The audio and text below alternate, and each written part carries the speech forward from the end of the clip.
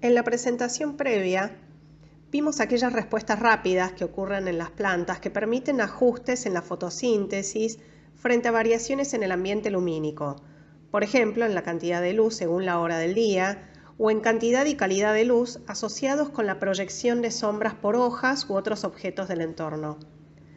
La acción de estas respuestas rápidas permite evitar desbalances entre los fotosistemas y también protegen al aparato fotosintético del daño por exceso de radiación. Por otro lado, las plantas también pueden llegar a enfrentarse con cambios más permanentes en el ambiente, para lo cual tienen que ser capaces de realizar ajustes que les permitan sobrevivir en ese nuevo ambiente.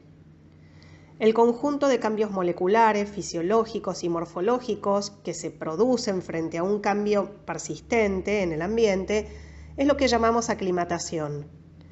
La aclimatación implica tiempos más largos que las respuestas rápidas analizadas previamente y pueden desarrollarse a lo largo de días o semanas. Estos ajustes son a la vez más estables en el tiempo. En muchos casos implican la degradación y síntesis de nuevos compuestos bioquímicos o nuevas estructuras. La capacidad de aclimatación de una especie a un nuevo ambiente supone una clara ventaja adaptativa. No todas las especies son capaces de aclimatarse exitosamente a un nuevo ambiente. Veamos este ejemplo, donde el cambio en el ambiente es iniciado por la apertura de un claro en un bosque. Pero podemos imaginar otros cambios, como por ejemplo el trasplante de plantas de un vivero a campo abierto. Bien, ¿qué cambios esperamos que ocurran en este nuevo ambiente, además de la mayor entrada de luz al sotobosque? Probablemente aumente la variación de temperatura, con una mayor temperatura máxima diaria, así como una caída más abrupta de la humedad del aire hacia las horas del mediodía, causando todo esto una mayor demanda atmosférica y transpiración. En algunos casos, las plantas herbáceas, que pasaron de estar creciendo en un ambiente más sombrío, fresco y húmedo, sufrirán daños en las hojas por el exceso de luz. Agravado esto por un desbalance hídrico. Recordemos que el déficit hídrico puede inducir el cierre de estomas y aumentar la cantidad de energía que debe ser disipada en forma de calor. Tanto un desbalance hídrico severo como la fotoinhibición irreversible pueden llegar a causar la muerte de las hojas y de la planta que no logra aclimatarse. Otras plantas, en cambio, logran aclimatarse y sobrevivir. Vamos a ver qué tipo de cambios son los que se producen en estas plantas y que les permiten ajustarse a la nueva condición ambiental. Uno de los cambios más visibles en la aclimatación a los niveles de irradiancia es el espesor de la lámina de la hoja. Podemos distinguir así hojas de sol y hojas de sombra. Las hojas de sol son más gruesas, tienen un mayor desarrollo del mesófilo, tanto en empalizada como esponjoso.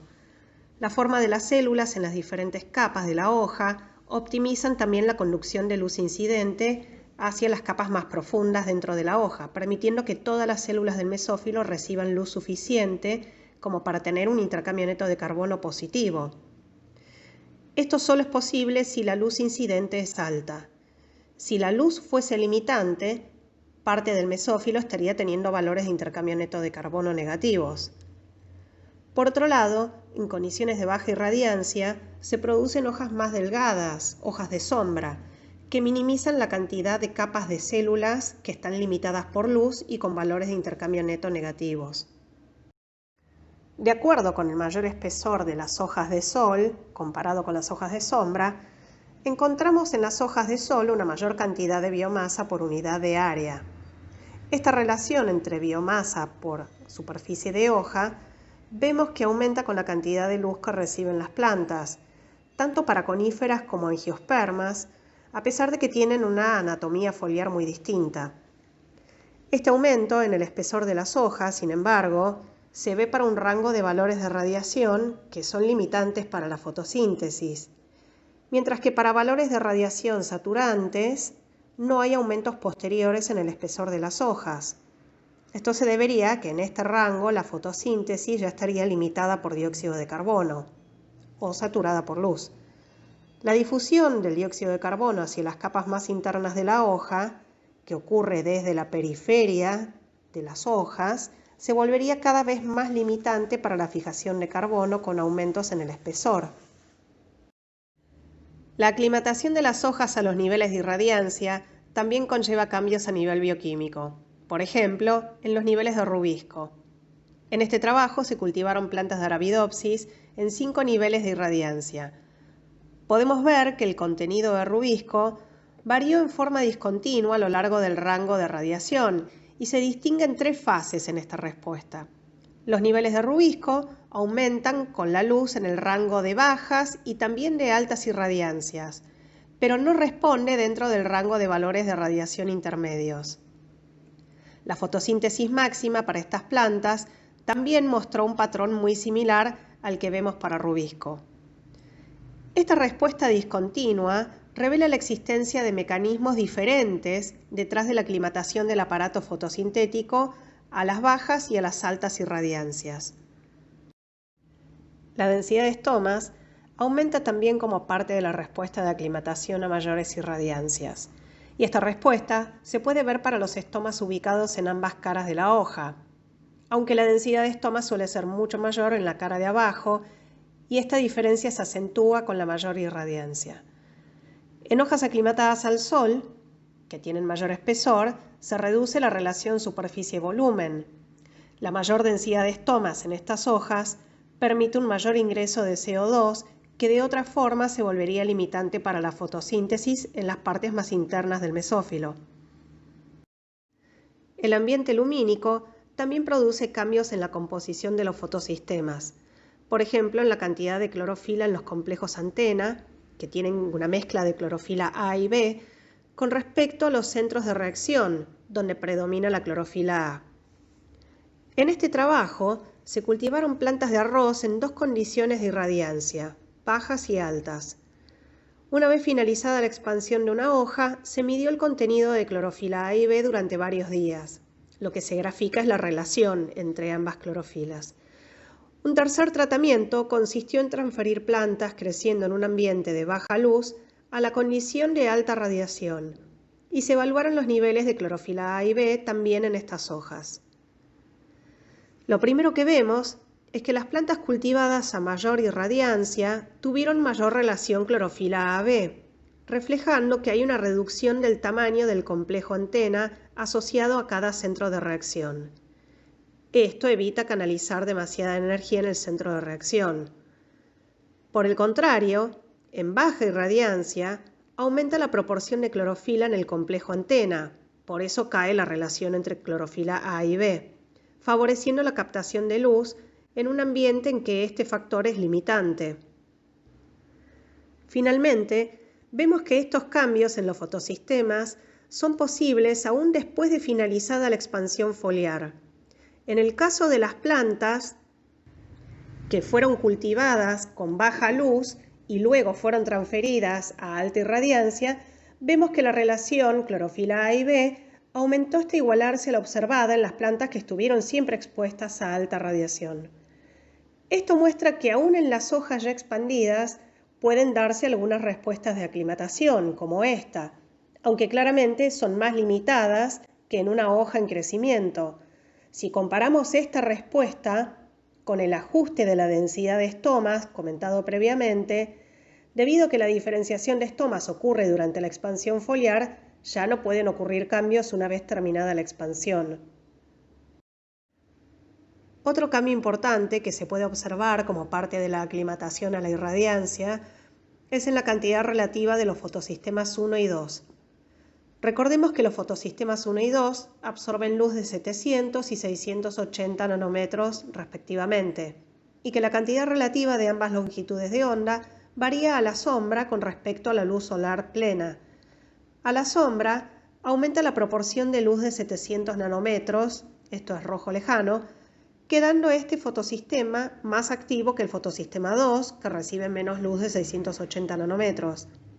Esta menor activación del fotosistema 2 con respecto al 1 se compensa con una mayor cantidad de fotosistema 2, llegando a ser de 3 a 1 la proporción en hojas de sombra. Por el contrario, en hojas de sol se iguala la energía lumínica que reciben ambos fotosistemas y la proporción es de 2 a 1. La aclimatación al ambiente lumínico resulta en cambios profundos en la respuesta del intercambio neto de carbono a la irradiancia. En esta figura vemos las curvas de respuesta a la irradiancia para hojas de sol y de sombra de una misma especie. Es más, podrían tratarse de dos hojas pertenecientes a una misma planta, pero en posiciones diferentes. Por ejemplo, una hoja basal sombreada y otra hoja superior. El intercambio neto de carbono en oscuridad, que refleja la respiración, es más negativo para la hoja de sol, debido al mayor espesor de la lámina.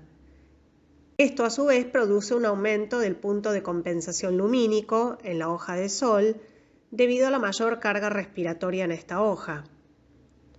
La pendiente, o el rendimiento cuántico, es similar en ambos casos, pero la saturación de la fotosíntesis y del intercambio neto de carbono se alcanza a valores de radiación mucho más bajos para la hoja de sombra.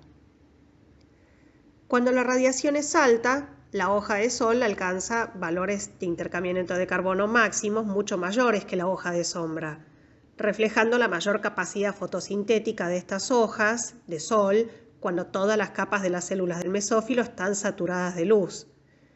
Las hojas de sombra, por ser más delgadas, se saturan con poca luz. Es importante destacar que las hojas de sombra, entonces, por tener una menor carga respiratoria y menor punto de compensación lumínico, son capaces de tener valores positivos de intercambio neto de carbono aún a muy bajas irradiancias, condición en que las hojas de sol tendrían un intercambio neto de carbono negativo. Por lo tanto, queda claro que la aclimatación ocurrida en las hojas de sol y de sombra maximiza los valores de intercambio neto de carbono para cada ambiente. Se sabe también que la aclimatación de las plantas al ambiente térmico donde crecen produce cambios en la fotosíntesis. La aclimatación favorece valores máximos de fotosíntesis a la temperatura a la que están expuestas las plantas. Y eso es lo que se ve en esta figura, donde se cultivaron plantas a 3 temperaturas diferentes, a 15, a 25 y 35 grados. Y podemos ver que en cada caso la temperatura óptima es la misma a la que estuvieron creciendo las plantas. Vimos entonces que la aclimatación de la fotosíntesis a la temperatura implica un corrimiento de la temperatura óptima. ¿Qué cambios o ajustes están detrás de esta respuesta de aclimatación? Al comparar muchas especies diferentes con distintos mecanismos de fijación de carbono, carbono 3, carbono 4 y CAM, se puede observar un patrón general. La aclimatación a bajas temperaturas se suele asociar con mayor cantidad de enzimas del ciclo de Calvin, incluyendo la rubisco, y de proteínas que participan en el transporte de electrones y en la regeneración del fósforo inorgánico. También se pueden expresar isoformas, que son variantes de una misma enzima, pero que son más funcionales en frío. La fluidez de las membranas, que disminuye notablemente con la temperatura, puede llegar a limitar el transporte de electrones entre los fotosistemas, y esto se compensa con el aumento de ácidos grasos insaturados en las membranas que hacen que las membranas mantengan la fluidez a baja temperatura. Por otro lado, la aclimatación a altas temperaturas implica adecuar los componentes del aparato fotosintético al efecto desestabilizante de la alta temperatura. Entre los cambios involucrados se pueden destacar una mayor estabilidad de las membranas tilacoides a la alta temperatura, también por cambios en la composición de ácidos grasos, y una mayor cantidad de elementos de la cadena de transporte de electrones. A alta temperatura también se produce la inactivación de rubisco, que tiene que estar permanentemente siendo reactivada por la rubisco activasa a una velocidad que no llega a compensar la velocidad de inactivación por el calor. En estas condiciones se suelen expresar variantes de rubisco activasa que son más estables a la alta temperatura.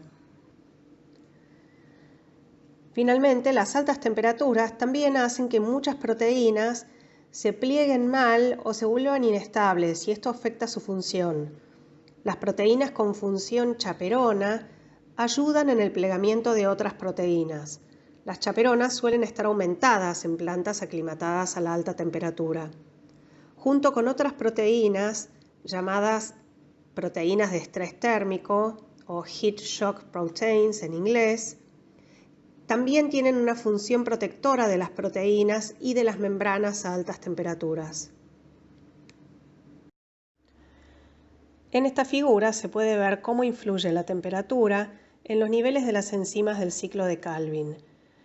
Para obtener estos datos, se cultivaron plantas de Arabidopsis a 23 grados y luego algunas plantas se pasaron a 5 grados y se dejaron creciendo a esa temperatura.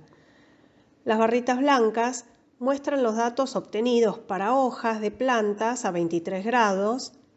Las barritas negras son los datos de hojas nuevas en las plantas que crecieron luego de ser transferidas a 5 grados y las barritas grises son los datos de hojas que crecieron a 23 grados y que después estuvieron expuestas 10 días a la baja temperatura. Podemos ver que los niveles de estas enzimas aumentaron en las hojas nuevas generadas en el ambiente más frío. En las hojas viejas que crecieron a 23 grados y que después pasaron al frío, también hubo una aclimatación y se ve que aumentaron los niveles de varias de estas enzimas, aunque no tanto como en las hojas nuevas.